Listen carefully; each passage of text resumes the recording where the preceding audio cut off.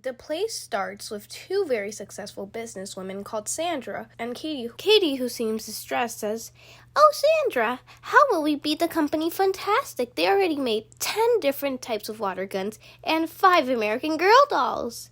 Sandra looks at Katie, shaking her head a bit with disappointment, and eventually says, "Katie, do not worry. Me and my friends have come up with the perfect solution." Katie screams in joy, "Yay!" alarming Sandra quite a bit. Sandra says, "Look, you might not believe this, but I have created a time machine." Katie starts laughing.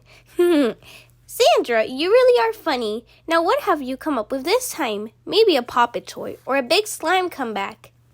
Sandra now clears her throat, showing seriousness. "I am very serious when I say I have created a time machine." As Katie opens her mouth to speak, she is interrupted by Trey, the seemingly innocent gingerbread man who entered the room with a toolbox. "This is Trey, one of the geniuses that helped create my revolutionary toy for kids who want to learn about the past, present, and future." Trey bows politely, showing that he is a true gentleman. "Why, hello, dear Katie. I am Trey, the king of the kingdom live. Like my friend Sandra said, I helped create the Backsoon, a time machine, and it is truly fantastic." Katie, who was charmed by the polite gingerbread man, says, "Well, if you say it's true, it must be. I guess Sandra didn't go crazy again." "Again?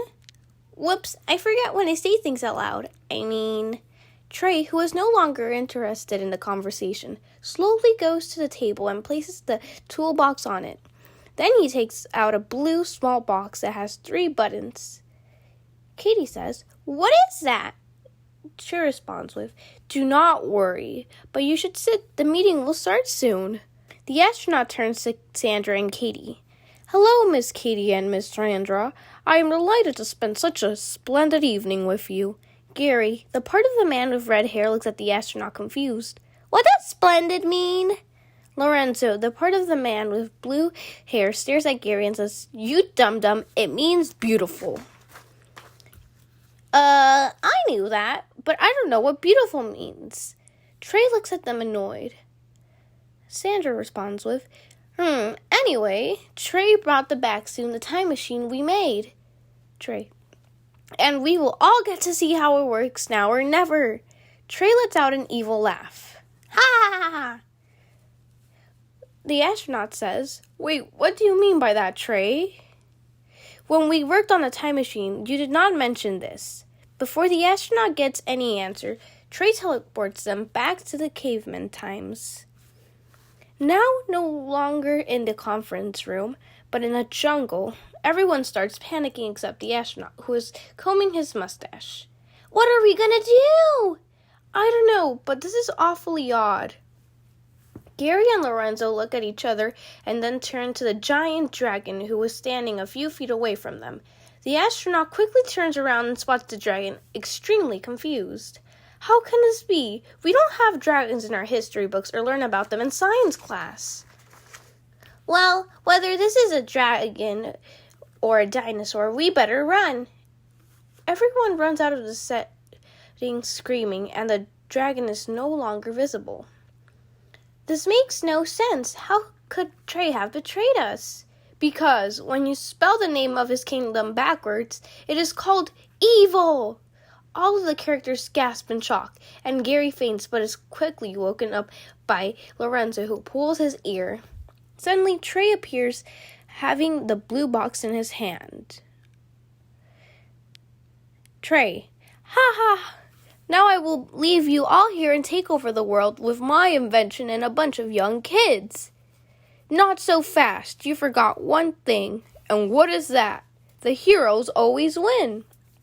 Quickly, Sandra and Katie use their speed to run and grab the blue box. Meanwhile, Lorenzo and Gary pretend to argue to distract Trey, and the astronaut throws Trey to the water and out of the setting, screaming, and dissolves.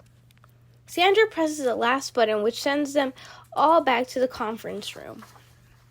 Now they are back in the conference room, all terrified but sure what they have to do.